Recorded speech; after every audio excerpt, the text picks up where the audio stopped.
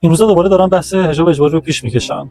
حالا من میخوام براتون 3 تا نکته بگم. اول اینکه در فقه سنتی حجاب واجب شرعیه، یعنی هر زنی باید حجاب شرعیشو رعایت کنه. ولی خب بعضی از علمای معاصر که نواندیش هم حساب میشن این رو به صراحت گفتن که زن واجب نیست که پوشش موی سرش رو رعایت کنه. منم در کتابم توضیح دادم که اکثر فقهای شیعه حداقل تا قرن 13 قائل به واجب بودن پوشاندن موی سر توسط زنان نبودن.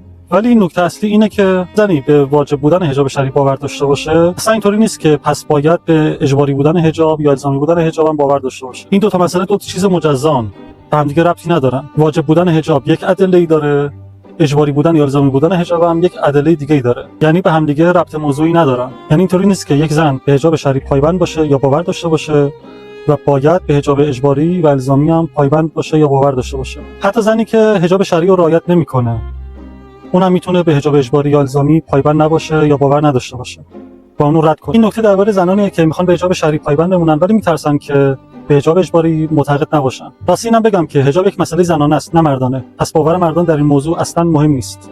اما نکته دوم، حجاب یا پوشش یک مسئله شخصیه نه اجتماعی. یعنی یک زن باید خودش تصمیم بگیره و انتخاب کنه که چی بپوشه یا چی نپوشه، نه اینکه جامعه از مردان یا جامعه از زنان یا حتی یک نظام سیاسی برای اون زن تصمیم بگیره که چی بپوشه یا چی نپوشه. این که چرا حجاب یک مسئله شخصیه رو بعداً در یک ویدیوی دیگه توضیح میدم. ولی بیایم از این صحبت کنیم که چرا حجاب نمیتونه یک مسئله اجتماعی باشه. اولا اگر حجاب یک مسئله اجتماعی باشه شما باید لوازم این اجتماعی بودن رو هم بپذیرید، یعنی اخلاق عمومی و تصمیمات عرفی رو در مسئله حجاب به رسمیت بشناسید. یعنی نمیتونید بگید که حجاب یک واجب شرعیه ولی مسئله اجتماعی هم هست و لوازمش رو نپذیرید، چون انگار دوباره همون شرعی بودن حجاب رو انگار پذیرفتید و مسئله اجتماعی بودن حجاب برای شما یک مسئله سوریه. دوما مسئله اجتماعی بودن حجاب در آیات قرآن، روایات یا حتی متون فقهی هیچ مستندی نداره.